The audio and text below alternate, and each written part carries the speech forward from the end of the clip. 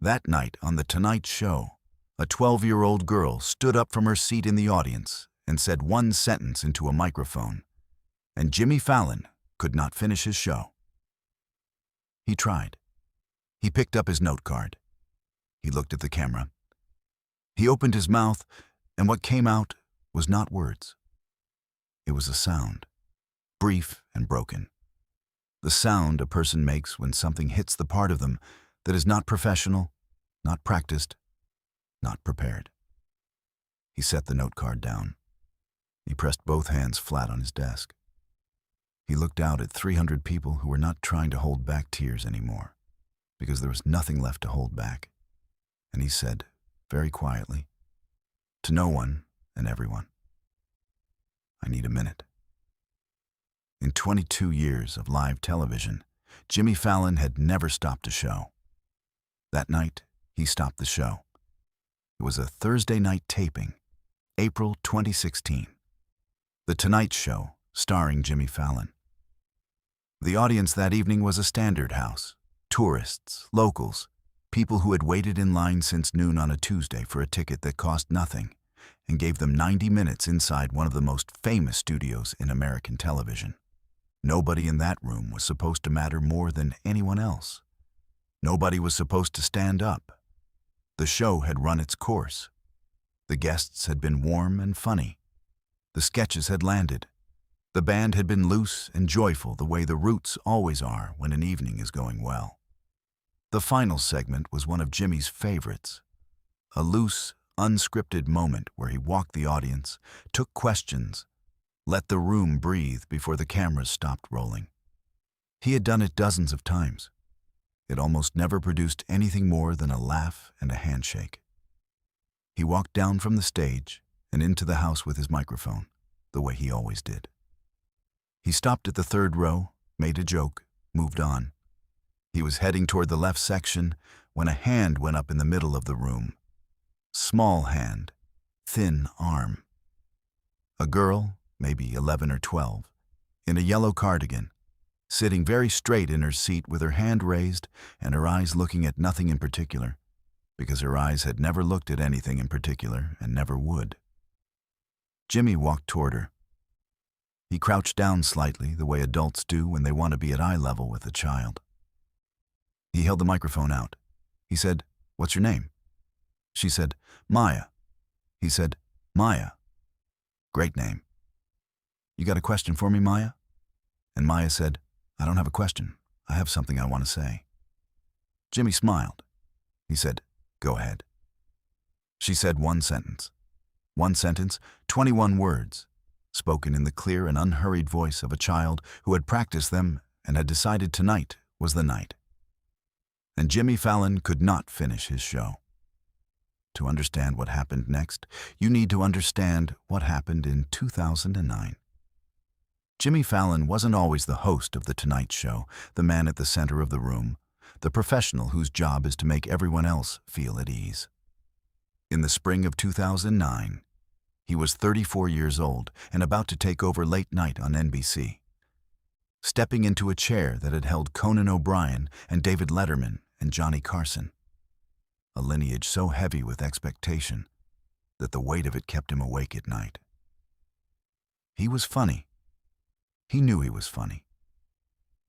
But funny had not always been enough. And he had spent enough years in rooms that did not receive him to understand that the gap between what you are in private and what you can become in public is crossed only one way. By someone seeing you clearly before you can see yourself. That someone, for Jimmy Fallon, had been a woman named Dolores Campos.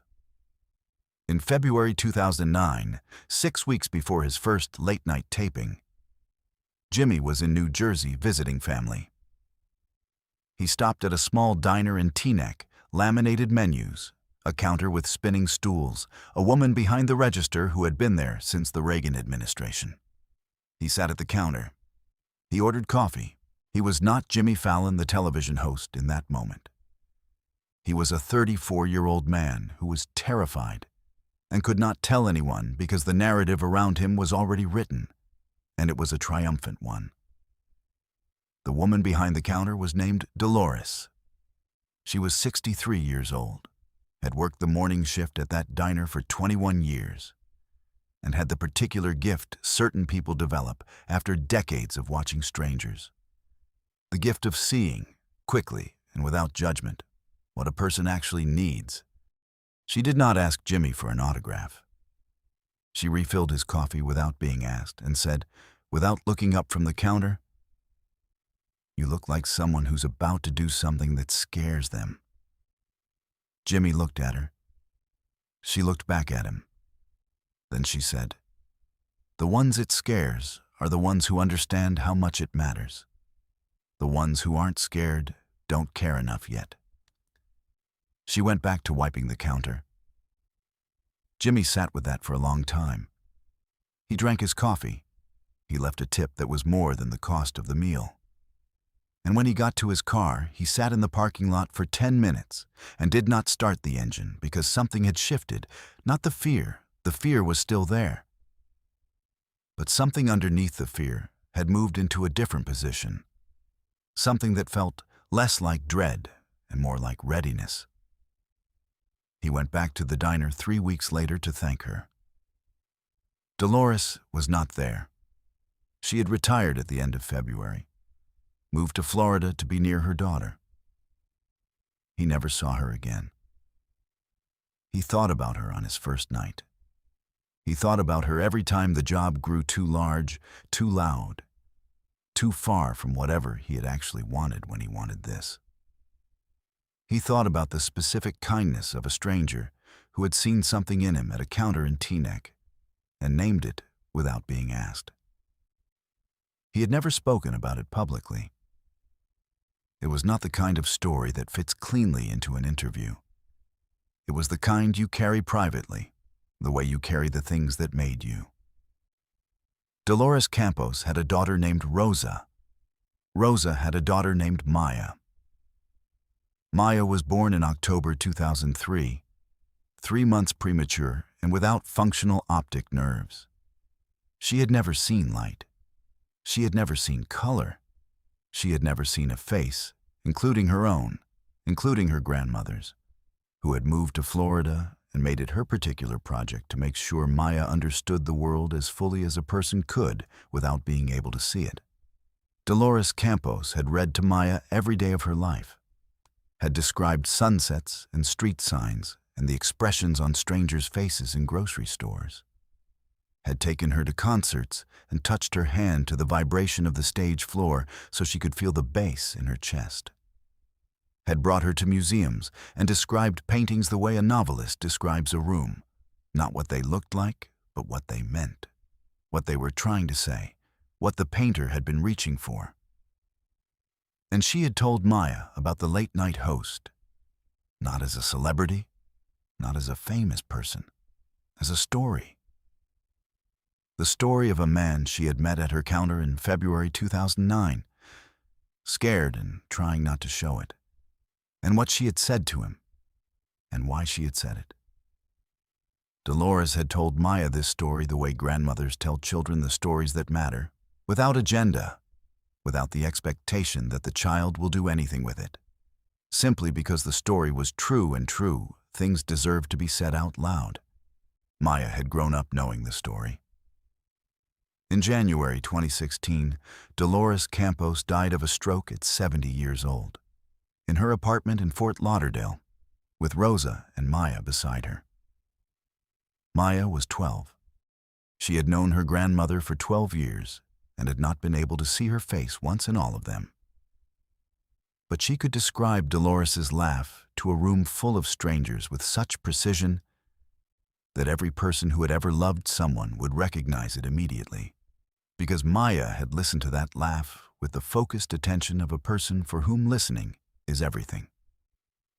After the funeral, Maya asked her mother one question. She asked, "Is there a way to get tickets to the Tonight Show?" Rosa did not ask why. She already knew why. She got the tickets in March. They drove from Fort Lauderdale to New York in April because Maya wanted the trip to take time. She wanted the distance to be real. subscribe, and leave a comment, because the most powerful part of this story is still ahead. Nobody at The Tonight Show knew any of this. There was no letter to the producers, no call to the booker, no arrangement made in advance. Rosa had requested standard audience tickets through the public website. 2 tickets. Section B, middle of the house.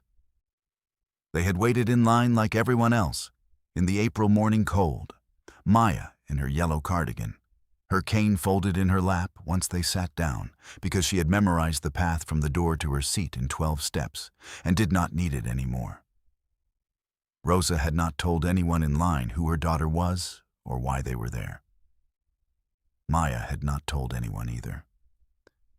She sat straight in her seat through the entire show, laughing at the right moments.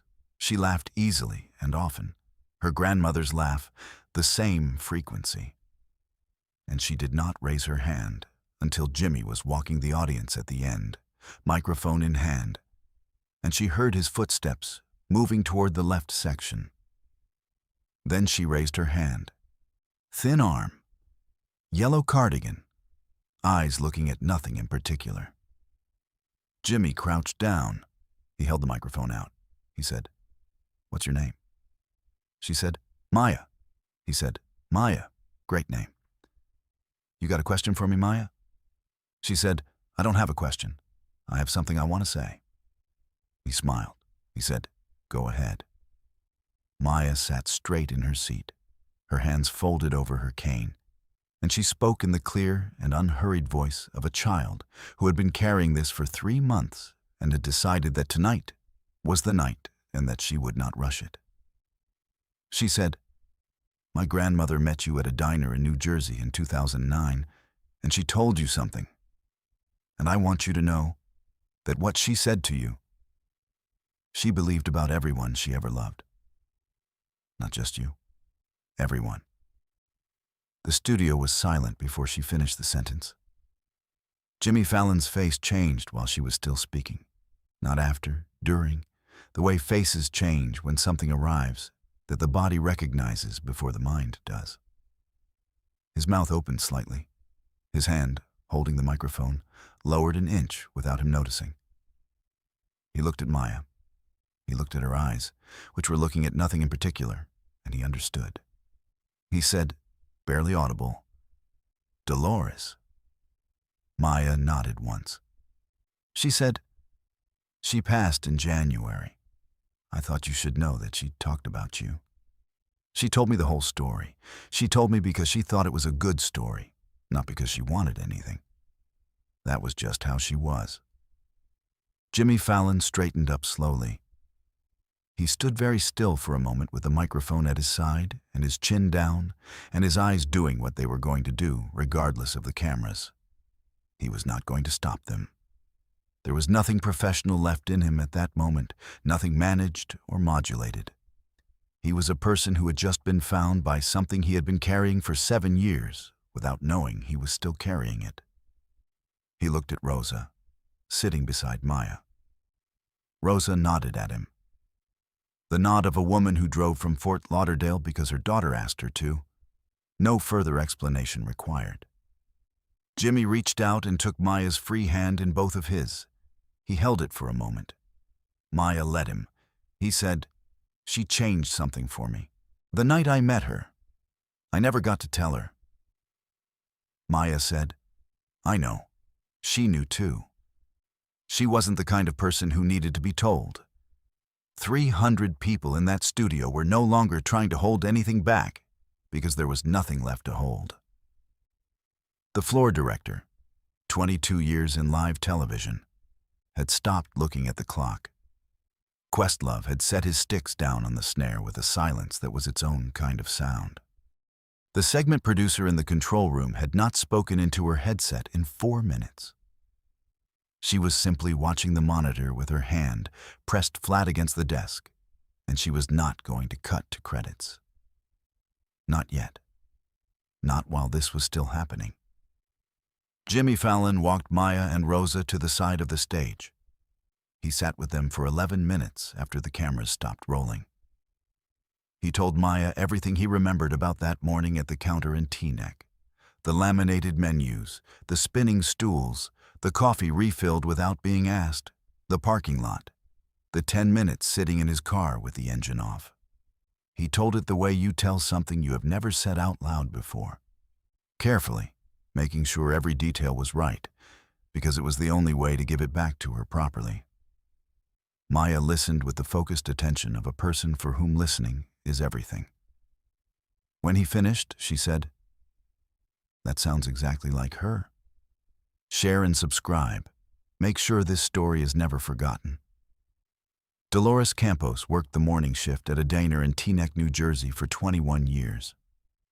She retired in February 2009 and moved to Fort Lauderdale, Florida to be near her daughter. She spent 11 years reading to her granddaughter, describing sunsets, touching Maya's hand to the vibration of stage floors at concerts, telling true stories because true things deserve to be said out loud. She died in January 2016 at 70 years old, in her apartment, surrounded by the people she loved. She never saw The Tonight Show. She never wrote to the producers. She never tried to make the story into anything larger than what it was: a moment at a counter, a cup of coffee, a sentence spoken to a scared man who needed to hear it. Maya Campos is 17 now. She still carries the cane with the red tip. She still laughs easily and often, the same frequency as her grandmother. She gave a talk at her high school last spring about what it means to describe the world to someone who cannot see it. And the room was very quiet when she spoke. The way rooms go quiet when someone says something true without decoration. Some people change you in February, and you carry them all the way to April. And some of them never know. And some of them never need to.